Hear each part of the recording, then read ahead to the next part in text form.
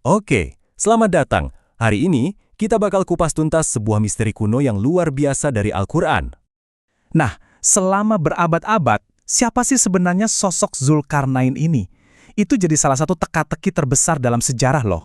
Kisah ini tuh langsung dibuka dengan firman Allah dalam Al-Quran, yang seolah-olah menyiapkan kita untuk sebuah cerita yang, legendaris banget. Dan ternyata, legenda tentang bangsa yang dikurung di balik tembok itu bukan cuma ada di sini loh. Ini tema yang universal. Dari dunia bawah tanah Yunani sampai kota Shambhala di Tibet, ceritanya mirip-mirip. Tapi kisah yang satu ini yang paling bikin penasaran. Nah, Al-Quran sendiri menceritakan perjalanan epik Zulkarnain ini dalam 3 tahap besar. Yuk kita lihat. Jadi, pertama, dia ke barat sampai ke tempat matahari terbenam yang digambarkan seperti mata air berlumpur.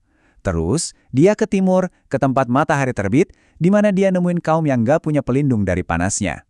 Dan yang terakhir, perjalanan ke utara, di antara 2 gunung. Di sanalah dia ketemu kaum yang hidupnya diteror sama Ya'juj dan Ma'juj. Dari 3 perjalanan inilah, kita bisa lihat betapa luasnya kekuasaan dia dan gimana dia jadi pemimpin yang adil. Oke, pertanyaannya, siapa sosok ini? Nah, untuk waktu yang lama banget, kandidat yang paling sering disebut-sebut itu adalah nama yang pasti kita semua pernah dengar. Yap, Alexander Agung dari Makedonia. Kenapa dia? Ya argumennya kuat. Dia kan penakluk legendaris yang kerajaannya membentang dari barat sampai timur. Beberapa sejarawan, termasuk yang dikutip Departemen Agama, bilang nggak ada raja lain yang wilayah kekuasaannya seluas itu. Belum lagi, dia pendiri kota Alexandria di Mesir. Jadi, masuk akal kan kalau banyak yang mikir dialah orangnya. Tapi, tunggu dulu. Kalau kita gali lebih dalam, teori soal Alexander ini mulai goyah. Ada beberapa hal yang nggak cocok. Coba kita bandingkan ya. Zulkarnain dalam Al-Quran itu seorang monoteis, penyembah satu Tuhan. Dia membangun tembok dari besi dan tembaga. Dan ceritanya ini punya kaitan dengan para cendekiawan Yahudi zaman dulu. Nah, kalau Alexander Agung, dia itu politeis, menyembah banyak dewa Yunani. Gak ada satupun catatan sejarah atau arkeologi yang bilang dia pernah bangun tembok raksasa seperti itu. Dan dia juga bukan tokoh yang signifikan dalam perjanjian lama. Jadi, beda banget kan?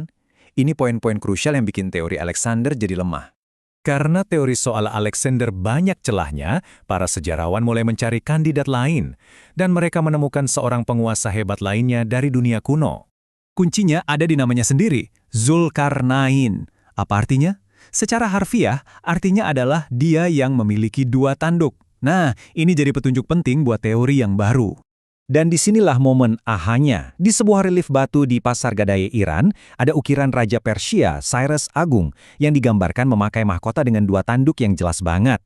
Para ahli sejarah, kayak Maulana Abul Kalam Azad, langsung melihat koneksi antara nama Zulkarnain dengan artefak ini. Sekarang, buktinya jadi makin kuat. Coba lihat. Pertama, ada nubuat Alkitab di kitab Daniel yang ngomongin soal domba jantan bertanduk 2 yang melambangkan Raja Media dan Persia. Cocok. Kedua, soal keyakinan. Cyrus dikenal sebagai pemimpin monoteis yang taat, pas banget sama karakter Zulkarnain. Ketiga, perjalanannya. Kampanye militernya itu klop banget sama narasi di Al-Quran, ke barat, ke timur, terus ke utara, melawan bangsa Saka. Dan yang terakhir, soal tembok. Ada catatan sejarah yang nunjukin Cyrus emang membangun benteng-benteng pertahanan di Kaukasus buat menahan suku-suku dari utara. Gimana? Semuanya nyambung kan? Oke, kandidatnya udah ada. Sekarang, tinggal satu teka-teki terakhir yang harus dipecahkan. Di mana lokasi tembok raksasa itu? Al-Quran sendiri ngasih deskripsi yang sangat spesifik soal cara pembuatannya. Dikatakan, Zulkarnain minta dibawakan potongan-potongan besi, lalu disiram dengan lelehan tembaga atau seng cair.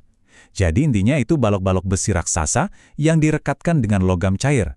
Kebayang nggak sekokoh apa tembok itu? Nah, para ahli punya beberapa teori soal lokasinya.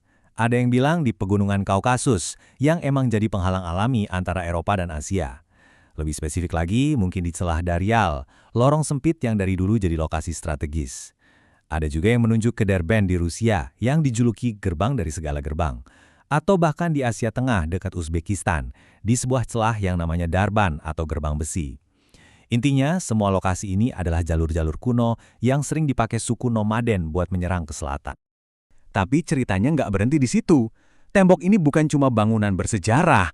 Ternyata, tembok ini juga terikat sama sebuah nubuat tentang akhir zaman. Zulkarnain sendiri bilang, ini adalah rahmat dari Tuhanku. Tapi dia juga bilang kalau janji Tuhannya tiba, tembok ini bakal hancur luluh. Jadi dari awal pun, tembok ini nggak dimaksudkan untuk berdiri selamanya.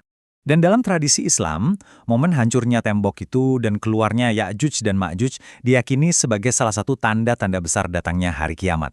Jadi ini bukan sekedar cerita sejarah, tapi sebuah peristiwa kunci dalam pandangan tentang akhir zaman. Jadi sebenarnya apa sih legenda Zulkarnain ini? Apakah ini catatan sejarah tentang Cyrus Agung? Atau sebuah pelajaran moral tentang kepemimpinan yang adil? Atau jangan-jangan ini adalah sebuah nubuat yang masih menunggu waktu untuk terungkap? Pada akhirnya, kisah tentang sang raja bertanduk dua ini terus bergema, meninggalkan kita dengan pertanyaan besar tentang makna sejatinya.